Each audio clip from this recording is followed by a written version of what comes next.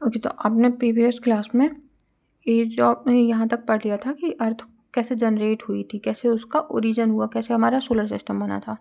उसके आगे हमें पढ़ना था, अब आगे का चैप्टर है आपका एज ऑफ द अर्थ। इसमें आपने कैसे पढ़ा, उसके साथ साथ में इसके कैसे एग्जाम में क्वेश्चन आते हैं वो भी आपको इस लेक्चर में दिखाएंगे हम डायरेक्ट क्वेश्चन पेपर से। ओके, तो पहले हम इसको एक्सप्लेन करते हैं, उसके बाद में आपको क्वेश्चन दिखाते हैं कि कैसे आते हैं इससे।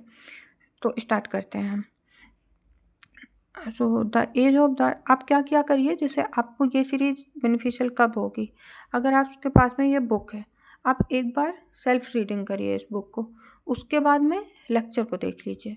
उससे क्या होगा कि आपको जो जो चीज़ें समझ नहीं आई है ना, जैसे जब आप स्टार्टिंग में जियोलॉजी पढ़ते हो तो ये 12th तक आपने नहीं पढ़ी होती है, उसके बाद आप स्टार्ट कर रहे होते हो जियोलॉजी, तो कई सारी चीज़ें हैं जो खुद से समझने में प्रॉब्लम आती हैं, तो ये सीरीज़ आपको हेल्पफुल होगी।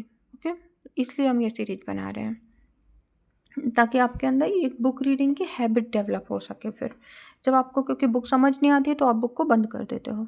ठीक, सो लेट्स स्टार्ट। हाँ, age of earth. The age of the earth is determined by current method of radiometric dating is about 4600 million year. हमने आप लोगों से एक क्वेश्चन पूछा था कि अर्थ की एज क्या है, जिसका आंसर आप में से किसी ने नहीं दिया है, तो उसका आंसर क्या है, ये रहा। आप लोग कोशिश किया करिए थोड़ा इंगेज करने की, क्योंकि जब तक आप आंसर नहीं करेंगे तब तक कुछ समझ नहीं आएगा आपको चीज़ें याद नहीं रहेंगी। ये गलती हम भी करते थे, हमने कभी भी खुद से पढ़ते थे, आंसर नहीं नोट डाउन करते थे कहीं भी। अब वो धीरे धीरे हैबिट में बनाया है, तो क्या होता है आपको दिखाएंगे हम क्वेश्चन पेपर में मिस्टेक्स कैसे होती हैं। आपने पढ़ा सब कुछ है, जो भी क्वेश्चन पेपर आ रहे हैं आप सारा कुछ पढ़ के जाओगे, पर आपका थोड़े थोड़ी से एफर्ट्स की वजह से क्वेश्चन हमेशा रुक जाते हैं। ठीक है, वो ना हो इसके लिए आपको प्रैक्टिस करनी पड़ती है। तो अर्थ की एज कितनी है, 4600 मिलियन ईयर रेडियोमेट्रिक मेथड्स के थ्रू, या फिर इसको बोल सकते हैं 4.6 बिलियन ईयर। अगर आपको मिलियन ईयर बिलियन ईयर इनमें कन्वर्ट करने में प्रॉब्लम आती है तो आप एक बार बता दीजिएगा, हम अभी डिस्कस कर लेंगे, या फिर जब हम मिनरोलॉजी स्टार्ट करेंगे, अपनी स्टडी ख़त्म करने के बाद में मिनरोलॉजी पढ़ेंगे, मिनरोलॉजी के जब न्यूमेरिकल करेंगे तब हम आपको एक्सप्लेन कर देंगे। So before the discovery of radiometric dating, several attempts were made to determine the age of the Earth. The important ones are as follows. जब हमारा रेडियोमेट्रिक मेथड नहीं हुआ था, नहीं हमें पता था कि रेडियोमेट्रिक मेथड के थ्रू हम अर्थ की एज फाइंड कर सकते हैं, तो हम इन सारे मेथड से अर्थ की एज डिटरमाइन करने की कोशिश करते थे। और अर्थ की एज ऐसे ही हर प्रोसेस इसी तरीके से होती है। जैसे आपको स्टार्टिंग में जियोलॉजी का कुछ नहीं पता था, समझ लीजिए, अब ग्रेजुअली आप अपना नॉलेज बढ़ाते जा रहे हो, एक टाइम ऐसा आएगा कि आपको बहुत सारी चीज़ें पता चल जाएंगी और आपका एग्ज़ाम क्वालिफाई हो जाएगा। हम लोग पढ़ते क्यों हैं, एग्ज़ाम के लिए ही ना। उसी तरीके से हर चीज़ को एक इंक्रीज होती हुई प्रोसेस होती है। जैसे पहले हमने किस किस बेस पे किया और लास्ट में फाइनल स्टेज क्या आया कि रेडियोमेट्रिक डेटिंग के थ्रू किया, जिससे हमें एग्जैक्ट एज पता चल गई। तो बाकी कौन कौन से प्रोसेस की गई थी, history of organic evolution from the rate of sedimentation, from salinity of sea water, from rate of cooling. इनको हम ब्रीफली थोड़ा एक्सप्लेन करते हैं, उसके बाद में आपको लाइन बाय लाइन एक्सप्लेन करेंगे, क्योंकि ये इतने इंपॉर्टेंट नहीं है। ये बस हमें ये याद रखने के लिए कि किस तरीके से बढ़ा था, चीज़ें किस तरीके से आगे बढ़ाई गई थी। ओके, तो from history of organic evolution में क्या हुआ, ऑर्गेनिक इवोल्यूशन इसकी की है।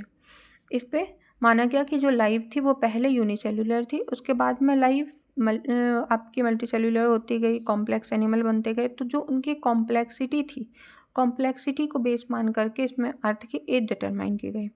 फ्रॉम रेट ऑफ सेडिमेंटेशन, इसमें हमने माना कि एक बेसन है जिस पे लगातार कांस्टेंट रेट से सेडिमेंटेशन हो रहा है, उस सेडिमेंटेशन के थ्रू क्या होगा, हम उसकी एज डिटरमाइन कर लेंगे। आपको एक बेसन पता है, उस बेसन में किस रेट से सेडिमेंट्स आ रहे हैं, जैसे मान लो ये आपका बेसन है, ये बेसन है, यहाँ पे सेडिमेंट्स आ रहे हैं, आपको ये सेडिमेंट्स की थिकनेस पता है, सेडिमेंट्स की रेट पता है, तो आप इजीली एज कैलकुलेट कर सकते हो कि कितना टाइम में ये भरा होगा बेसन आपका इतना।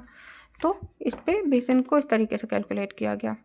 From salinity of sea water, इस पर प्री एजम्पशन क्या लिए गए कि जो आपका सी वाटर है वो फ्रेश वाटर था, उस पर रिवर्स ने यहाँ से मटेरियल लेके आई, जो वेदरिंग करके वो लेके आती हैं रन ऑफ के साथ में अपने, तो वो मटेरियल लेकर के आई और उस मटेरियल की वजह से वहाँ पर सैलिनिटी इंक्रीज होती गई और करंट सैलिनिटी की वैल्यू देख लीजिए। अच्छा, आपके लिए एक होमवर्क है, करंट ओशन वाटर है जो उसकी एवरेज सैलिनिटी कितनी है, आपको लिखना है ये क्वेश्चन का आंसर और सब लोग आंसर करिएगा, ठीक है।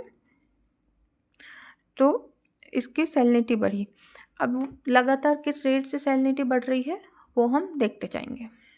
ओके, अब फ्रॉम रेट ऑफ कूलिंग, तो इसमें क्या माना गया, अर्थ पहले क्या थी, आग का गोला थी, वो धीरे धीरे ठंडी होती गई और आज अर्थ की अपर सरफेस पूरी ठंडी हो चुकी है। बाकी अंदर जाके टेम्परेचर है पर ऊपर की सरफेस क्या है, ठंडी है, तभी तो हम लोग रह रहे हैं इस पर।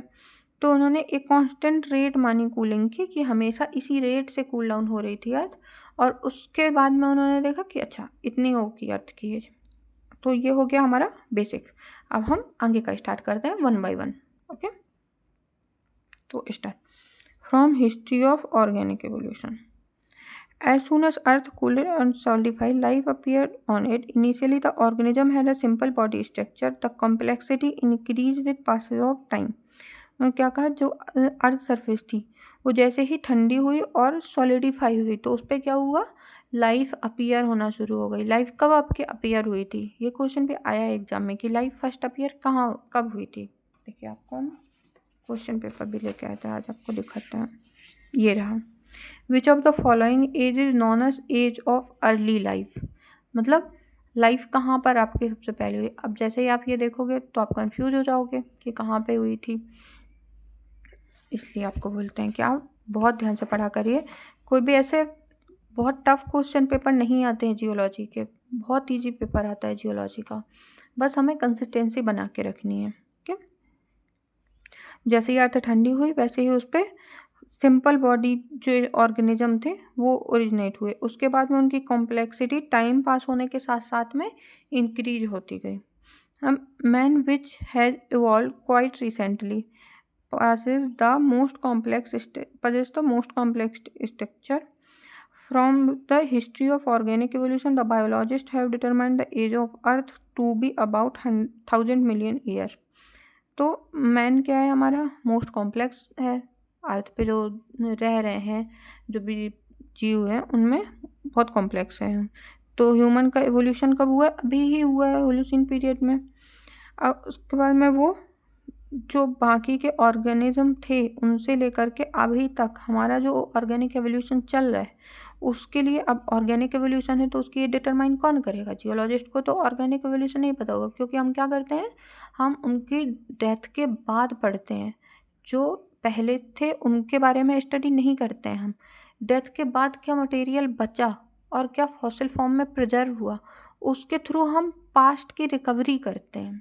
ठीक, हम आज किस तरीके से ह्यूमन एटोनॉमी है वो नहीं पढ़ रहे होते, हम ये पढ़ते हैं कि किस तरीके से ह्यूमंस के फॉसिल मिल रहे हैं हमको, या ह्यूमन के फॉसिल तो भी मिलेंगे नहीं क्योंकि बहुत रिसेंट है, उनके आर्कियोलॉजिकल एविडेंस वगैरह मिल रहे हैं। ओके, सो इसकी एज किसने डिटरमाइन की, बायोलॉजिस्ट ने डिटरमाइन किया, और उनके अकॉर्डिंग इसकी एज क्या है, 1000 मिलियन ईयर्स।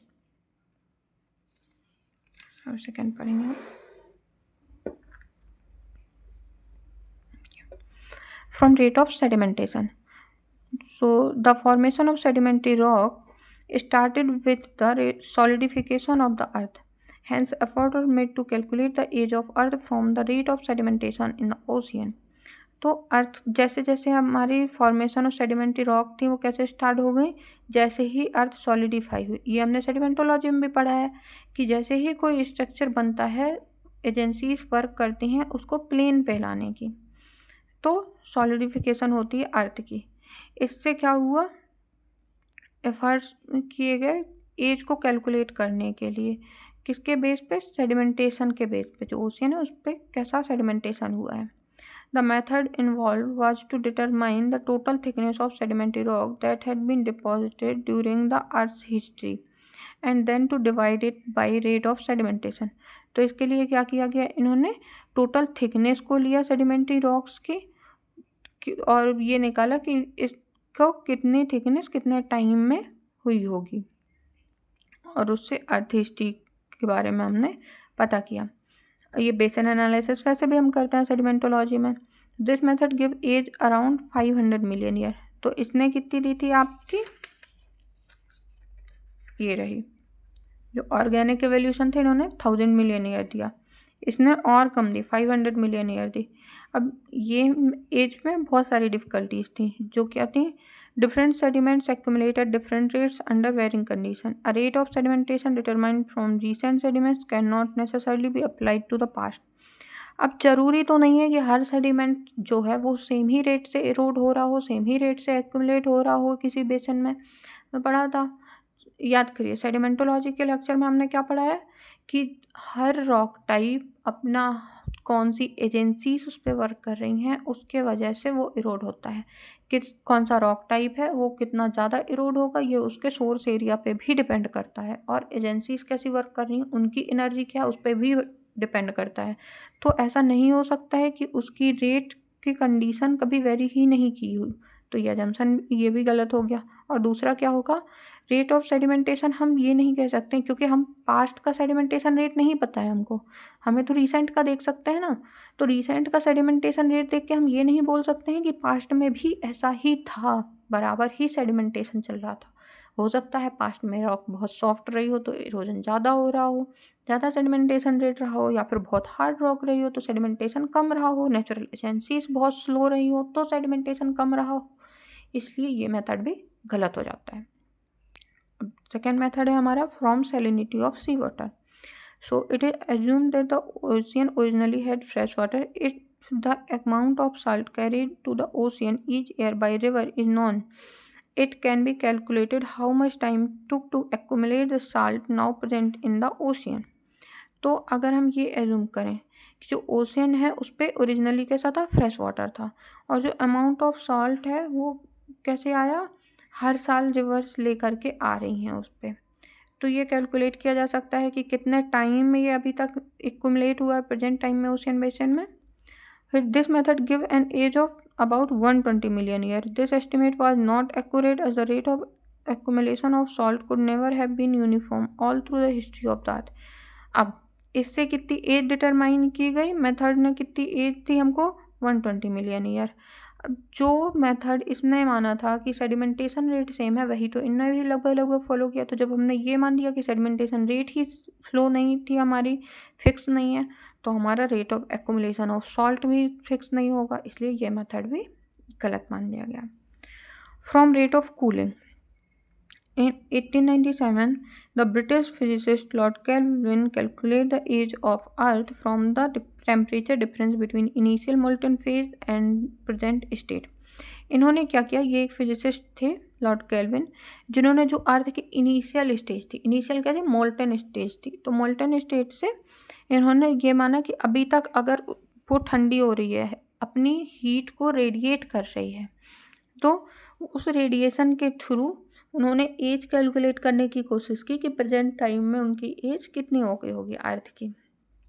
ठीक, इन्हें क्या अज्यूम किया कि जो रेट ऑफ हीट लॉस है वो कांस्टेंट था थ्रू आउट द टाइम, जितना भी टाइम पास हो रहा था उसके साथ साथ में उसकी जो अर्थ है वो लगातार साथ में चल रही है। ठीक है, उसमें कोई भी चेंज नहीं आए हैं, ये देखा।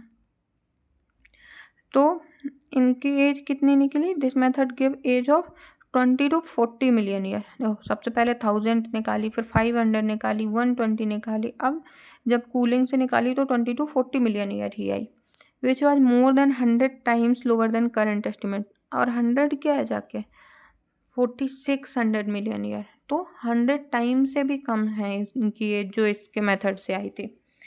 Kelvin also made estimate based on assumption concerning the origin of sun's heat. The age of the earth calculated by this method gives similar result.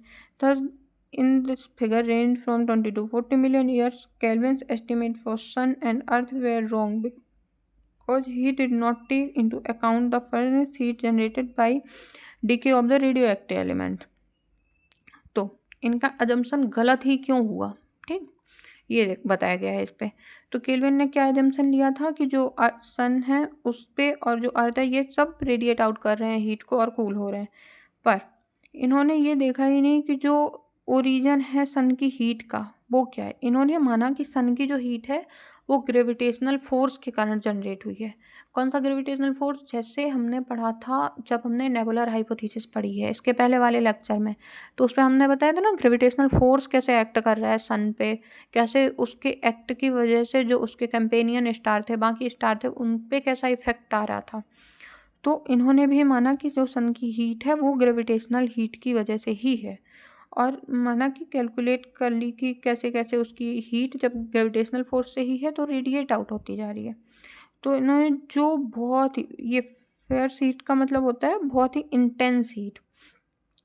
तो किस तरीके से जो अर्थ है उसके अंदर और जो सन है उसके अंदर हीट कैसे जनरेट हो रही है। ऐसा तो है नहीं कि सिर्फ हमारी अर्थ कूल डाउन ही हो रही है, हमारे अर्थ का जो इंटीरियर है उस पर हीट जनरेट भी हो रही है, आज भी हीट जनरेट हो रही है। ओके, उन्होंने वो मेथड छोड़ दिया कि रेडियो एक्टिविटी हो रही है अर्थ के अंदर, उसकी वजह से अर्थ की हीट जनरेट भी हो रही है अर्थ के अंदर। और ये चीज़ आप बताओगे, जैसे अर्थ में हीट जनरेट होती है थ्रू द रेडियो एक्टिविटी, सन में हीट जनरेट किस प्रोसेस से चल रही है? तो आपके आज के 2 क्वेश्चन हो गए अभी तक। तो इन्होंने रेडियो एक्टिविटी को, रेडियो एक्टिव एलिमेंट्स को और सन में जो हीट जनरेट हो रही है इन सारी चीज़ों को कंसर्न ही नहीं किया, इसकी वजह से इनका ये मेथड भी गलत हो गया। ओके, हम पढ़ेंगे रेडियोमेट्रिक डेटिंग, मोस्ट इम्पॉर्टेंट, इससे आपके बहुत क्वेश्चन आते हैं रेडियोमेट्रिक डेटिंग। ठीक है, अब इसको थोड़ा अच्छे से पढ़ना आप, और जो इसका डिटेल है कि कैसे कौन सा फॉर्मूला डिराइव होता है, क्या होता है, वो हम इस पे डिस्कस नहीं करेंगे। इस सीरीज में हम सिर्फ वही चीज़ें डिस्कस करें जो इस बुक में है। जैसे कि आपकी पहले सेडिमेंटोलॉजी खत्म हो गई, उसके बाद में मिनरलॉजी, फिर हम जियो केमिस्ट्री स्टार्ट करेंगे, या फिर सेडी के बाद ही जियो केमिस्ट्री स्टार्ट करेंगे। तो जो मेन फार्मूला डिराइव है, न्यूमेरिकल है, वो सारा कुछ हम आपको जियो केमिस्ट्री में एक्सप्लेन करेंगे। Okay, so the method of radioactive decay are based on radiometric dating are based on the radioactive decay of certain isotope that have very long half-life. The radioactive isotope is often referred to as parent, and elements resulting from the decay of parent are called daughter product. देखो, अब मान लो ये है uranium, ये है आपकी rock, ये rock बनी, अब टाइम पास हुआ, अब एक टाइम के बाद में क्या हुआ, जो ये रॉक है ये डिके भी करेगी, तो इसके अंदर जो ये यूरेनियम है, यूरेनियम किस पे डिके हो जाएगा? यूरेनियम पे भी होता है, फिर उसके बाद में लेड में होता है। यूरेनियम डिके में 2 सीरीज चल रही होती हैं, तो आप ये मानो डायरेक्ट डॉटर प्रोडक्ट मानो, अभी ज़्यादा स्ट्रेस मत लो। तो जो ये पहले से था, ये क्या था, ये पापा यूरेनियम है ऐसे समझो। तो ये क्या हुआ, पापा क्या होते हैं, पेरेंट होते हैं। अब ये उनकी डॉटर है जो लेड है, क्योंकि ये इनकी वजह से पैदा हुई है, तो ये क्या हो गई, डॉटर हो गई। अब जो कंसंट्रेशन इसमें यूरेनियम की है वो क्या हो गई, पापा की कंसंट्रेशन, मतलब पेरेंट की कंसंट्रेशन। और आफ्टर डिके जो कंसंट्रेशन हमें मिल रही है रेडियो एक्टिव एलिमेंट की, क्योंकि रेडियो एक्टिव डिके हो रहा है, तो वो हो गई इसकी डॉटर की कंसंट्रेशन। तो ये इस पे कहा गया है जो रेडियो एक्टिव मेथड है वो रेडियो एक्टिव डिके के कंसेप्ट पे काम करता है। और ये कैसे निकाला गया है, जिनकी बहुत लॉन्ग हाफ लाइफ है। हाफ लाइफ क्या होती है, कोई एक आगे है अभी इसमें हाफ लाइफ का कॉन्सेप्ट, यहाँ पर कोई भी चीज़ है उसको डिके होके अपना जस्ट हाफ होने में कितना टाइम लगा।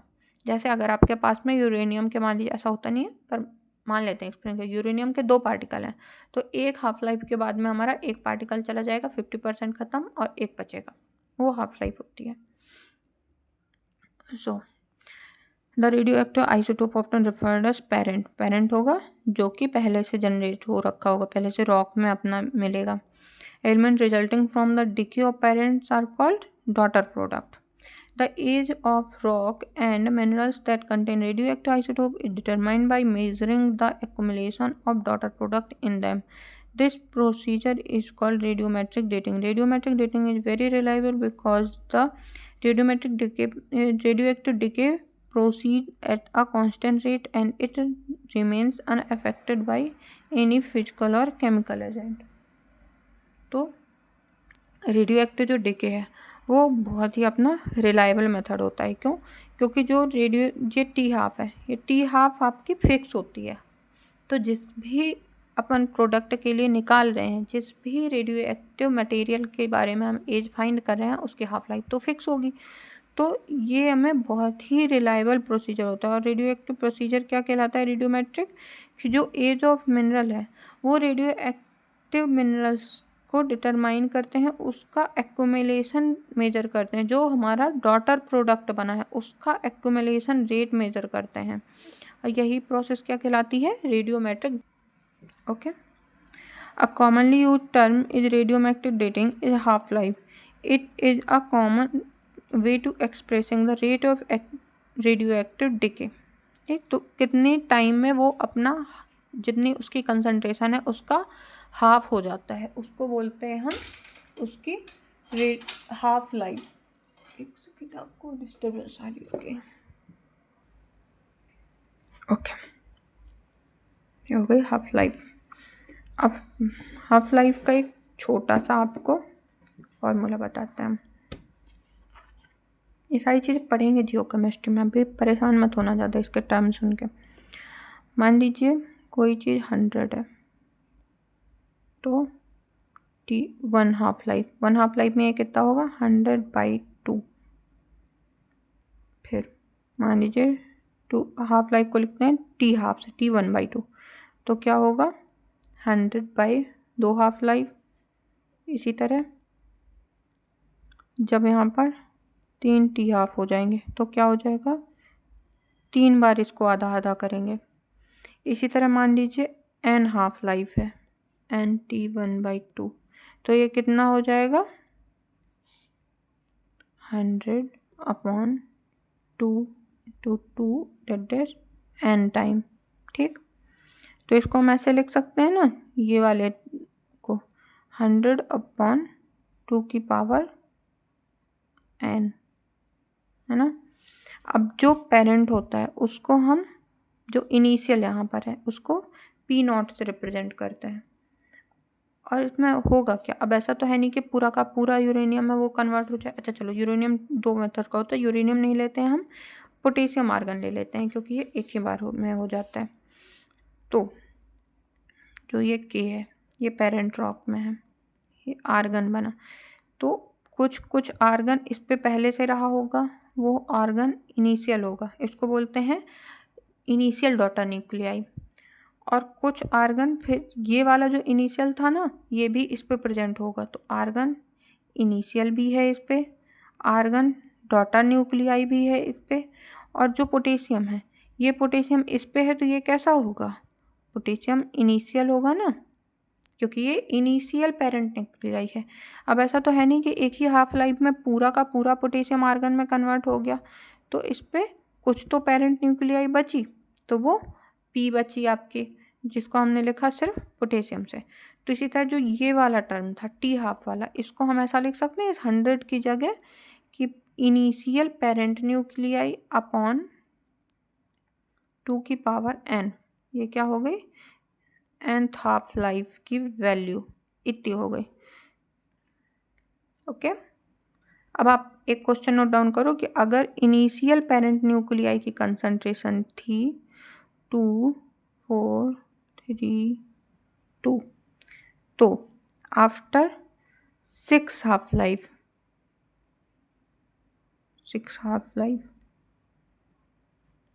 इसकी कंसंट्रेशन क्या बचेगी? पेन खत्म। तो आफ्टर टी हाफ लाइफ इसके हाई क्या है सारे कंसंट्रेशन कितनी हो जाएगी? ये आपका आंसर आने चाहिए। अभी तक हमने 3 क्वेश्चन पूछे हैं, तीनों के आंसर सबके चाहिए हमको, ठीक है। अब आगे अपन एक्सप्लेन करते हैं। हाफ लाइफ में B defined as the time required for a given amount of radioactive substance to decay to one half life of its initial value, जो अभी हमने डिस्कस किया कि हाफ हो जाता है उसकी इनिशियल वैल्यू का। For example the half life period of uranium 238 is 4500 million year. This means in 4500 million year uranium 238 1 gram of uranium 238 would be reduced to half gram, the rest having been transformed into lead 206। हम लोग ये discuss पहले ही कर चुके हैं तो इसकी ज़रूरत नहीं है हमें एक्सप्लेन करने की। Of the many radioactive isotopes that exist in nature, only 3 have proved useful in providing radiometric ages for ancient rock. These 3 isotopes are given in table। ये रही टेबल इस पे। तो आइसोटोप जो हमारे एग्जिस्ट करते हैं नेचर में उनमें से कुछ ही रेडियो एक्टिव होते हैं। अब उनमें से भी इन 3 को मेनली लिया जाता है। अलग अलग टाइम पे अलग अलग आइसोटोप यूज किए जाते हैं, पर जो अर्थ की एज डिटर्मिनेशन है उसके लिए यही 3 मोस्टली यूज किए जाते हैं अपने। ठीक है, सो ये क्या क्या है आप क्या करते हैं, इनको इस टेबल में दिया गया है। The method which are commonly use for dating rock include potassium argon, rubidium, strontium, uranium lead method. तो यही मेथड यूज होते हैं। ये पेरेंट हो गया, ये डॉटर हो गया, ये टी हाफ हो गया। टी हाफ की वैल्यू पूछी जाती है, आपको टी हाफ की वैल्यू याद रखनी है। Okay, so uranium lead method, potassium argon method, rubidium strontium method. और ये फॉर्मूला ये आपको याद रखना है। अब क्या क्या करो, जैसे आप ये बुक पढ़ रहे हो कोई भी बुक, तो एक छोटी सी कॉपी ली या डायरी ली और जो भी चीज़ ऐसा इम्पॉर्टेंट आ रही है उसको एक जगह आप शॉर्ट नोट बनाते जाओ। तो जब दोबारा आप ये पढ़ोगे ना तो आपको पूरी की पूरी बुक पढ़ने की ज़रूरत नहीं रहेगी। 323 T log 10 1 plus ND upon NP। ये है। अब इस पे T का मतलब क्या है, हाफ लाइफ, एंड डी मतलब डॉटर, तो डॉटर की कंसंट्रेशन, और NP P मतलब पेरेंट, तो पेरेंट की concentration. Where ND is number of atoms of daughter product, NP is number of atoms of parent radioactive substance present today, and T is half life of radioactive substance। Okay, ये हो गया। अब ये आपको याद रखनी है ये टेबल। आगे बढ़ते हैं।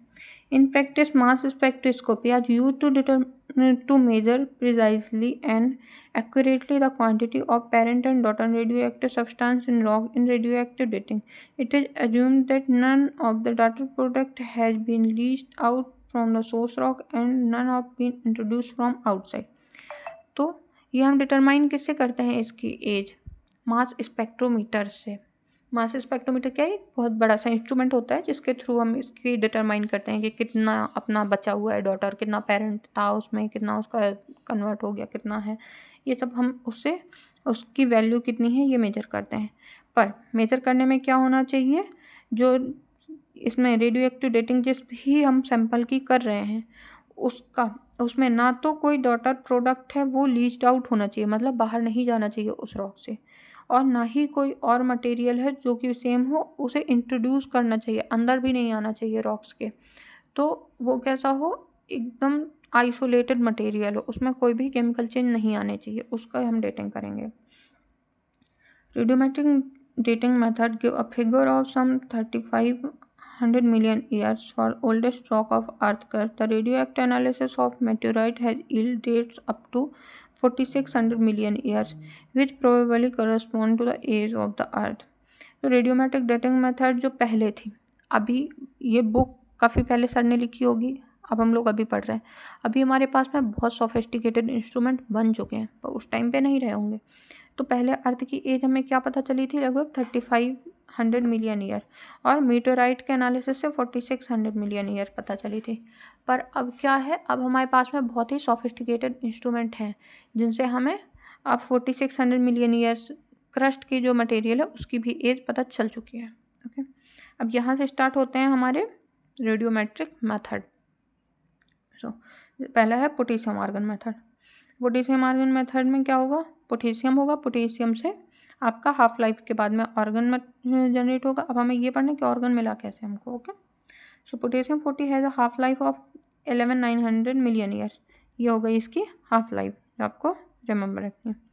It is commonly found in many rock, it decay into argon 40 and inert gas found in atmosphere. तो हमारा जो पेरेंट न्यूक्लियाई है, जो आर्गन है वो डॉटर है और जो पेरेंट है वो है पोटेशियम। तो पोटेशियम क्या है, बहुत सारी रॉक्स में हमें मिल जाता है, और जो आर्गन है वो एक इनर्ट गैस है, वो भी एनवायरमेंट में हमें मिल जाती है। The potassium argon method can be use to date rocks that are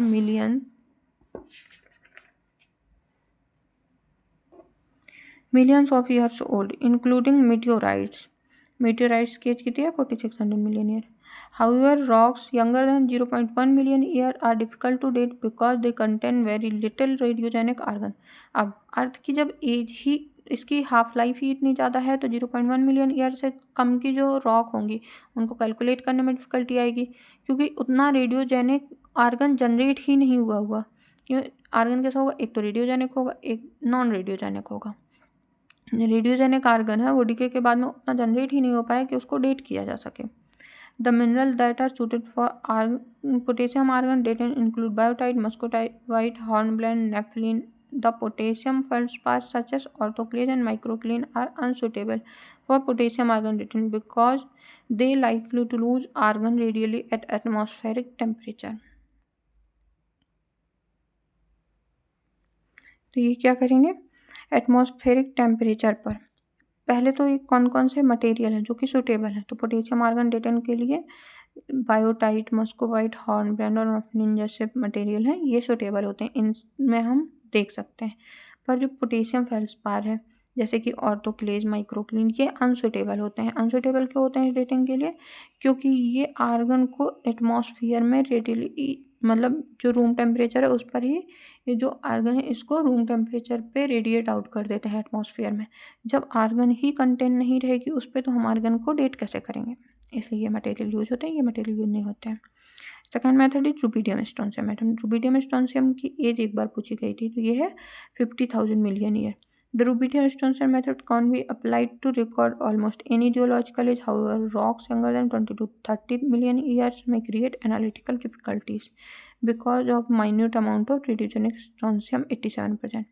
इस पर भी वही है कि जो हमारी रॉक है, वैसे तो हम सारे जियोलॉजिकल टाइम के लिए कर सकते हैं, पर जो 20 to 30 मिलियन ईयर से भी यंगर होंगी उनमें क्या होगा, स्ट्रोंशियम 87 जो रेडियोजेनिक है वो इतना प्रोड्यूस ही नहीं हो पाएगा कि हम उसको डेट कर सकें, इसलिए थोड़ा एनालिटिकल डिफिकल्टीज वो शो करता है.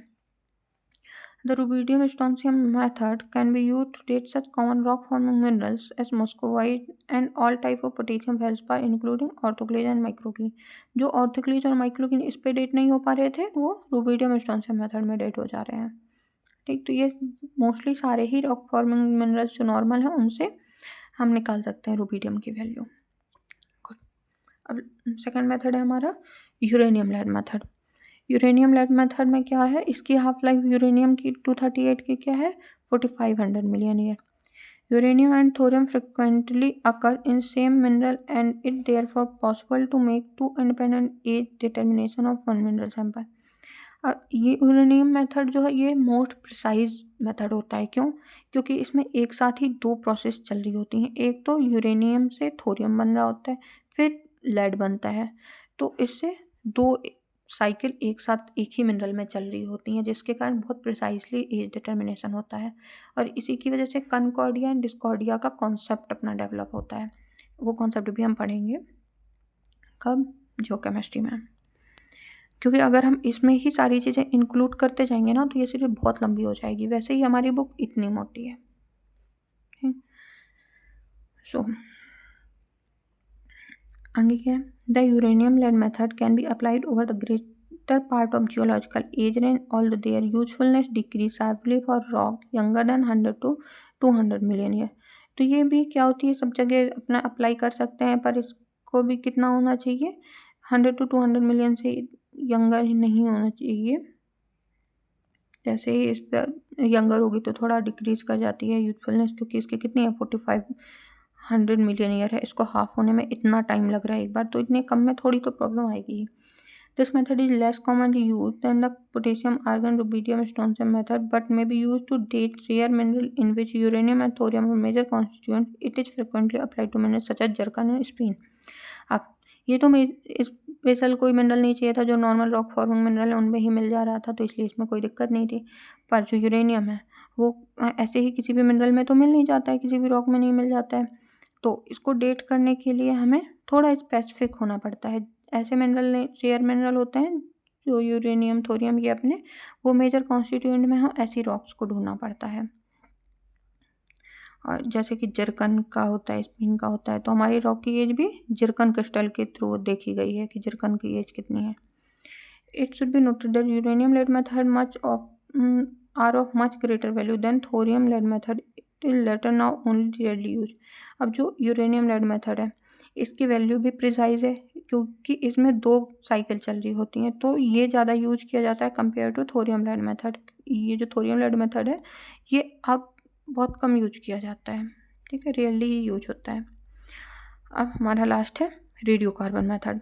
इससे माइनिंग इंस्पेक्टर का जो एमपी का एग्ज़ाम होता है उसमें एक क्वेश्चन आया था कि जो आपका कार्बन है वो जनरेट कैसे होता है, कार्बन 40 जनरेट कैसे होता है, वो भी देखो इससे ही इसी पैराग्राफ से। और अभी एमपी सेट का एक क्वेश्चन दिखाते हैं आपको जिसमें उसने पूछा है कि आई स्कोर कैसे अपडेट करते हैं। तो सिर्फ इस पैराग्राफ से एमपीपीएससी के 2 एग्जाम में 2 क्वेश्चन बने हैं, ठीक है, अलग अलग एग्जाम में।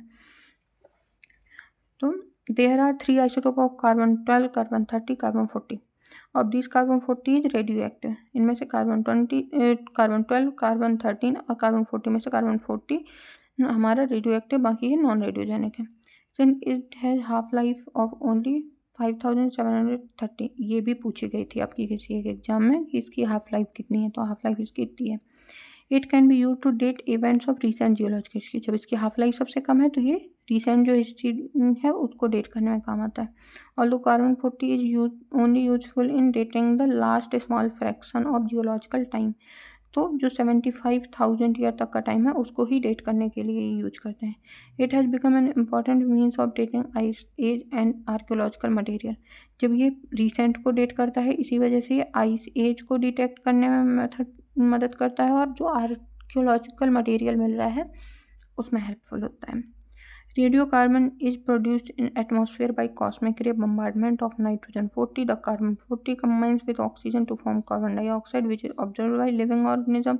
A constant ratio of carbon 40 to carbon 12 is estimated in each organism during the life. After death, no more carbon dioxide is observed, and the carbon 40 decays steadily by emitting beta particles to nitrogen 40. देखो आपको ये explain करते हैं हम, ऐसे समझ जाएगा। मान लो ये नाइट्रोजन 14 है आपका, इस पर बम्बार्टमेंट हो रही है। तो जो रेडियोजेनिक कार्बन 40 है वो कैसे होता है, जो ये कॉस्मिक रे ये बम्बार्टमेंट करती हैं नाइट्रोजन 40 के ऊपर, और नाइट्रोजन 14 जो है वो जनरेट करता है फिर आपका कार्बन 40। और ये जो कार्बन 14 है ये ऑक्सीजन के साथ में कंबाइन होता है और क्या बनाता है, CO2। तो ये जो कार्बन डाइऑक्साइड है अब ये क्या करेगी, मान लो प्लांट ने ली, प्लांट से ये किस पे आएगी, जो एनिमल पे है, तो इस तरह ये लाइफ साइकिल के थ्रू कार्बन डाइऑक्साइड ऑर्गेनिजम्स के अंदर आ जाएगी। अब जब तक ऑर्गेनिज्म जिंदा है तब तक तो ये कार्बन डाइऑक्साइड का लेना देना चलता रहेगा, ठीक है, तब तक तो ये कार्बन डाइऑक्साइड प्रोसेस में रहेगी। जैसे ही एनिमल डेड हो जाता है ऑर्गेनिज्म, तो ये कार्बन डाइऑक्साइड की प्रोसेस स्टॉप हो जाती है लिविंग ऑर्गेनिज्म में। और यही जो कार्बन डाइऑक्साइड है यही कांस्टेंट रहती है और फिर डिके करना स्टार्ट करती है फिर से। तो इसकी कांस्टेंट वैल्यू से इसकी डिक्रीज्ड वैल्यू को फिर ये धीरे धीरे डिक्रीज होगी। इसकी हेल्प से हम कार्बन डेटिंग करते हैं ये चीज़ की। तो after death no more carbon dioxide, जब डेथ हो गई तो फिर ऑब्जर्व कैसे करेगी, the carbon 40 decay steadily by emitting beta particle to nitrogen 40। तो ये फिर से बीटा पार्टिकल एमिट करके और नाइट्रोजन 40 में कन्वर्ट होगा और इस तरीके से हम इसकी डेटिंग करेंगे। और इसका जो हम आपको क्वेश्चन बोल रहे थे देखिए दिखाते हैं हम, ये देखिए ये आपका आया अर्ली लाइफ से, ये एक मेथड है, ये आया which of the following method can be use to interpret age of glacier ice, ये रहा आपका कार्बन 40। अब अगर आपने यही नहीं पढ़ा होगा कि ग्लेशियर आइस कैसे है तो आप कंफ्यूज हो जाओगे इन सारे ऑप्शंस के बीच में। एक और आपका मेथड आया था, देखिए ये क्वेश्चन है, which decay system involves beta decay only. तो इन सब में अलग अलग डिके मेथड यूज हो रहे होते हैं, ओके। तो ये हम देखेंगे जब हम जियोकेमिस्ट्री पढ़ेंगे कि अल्फा पार्टिकल डिके क्या होता है, बीटा पार्टिकल का डिके क्या होता है। ओके, तो इस तरीके के क्वेश्चन आते हैं जब आप इसके क्वेश्चन सॉल्व करोगे। ओके, तो ये हो गया हमारा lecture complete. All the very best for your examination. Thank you.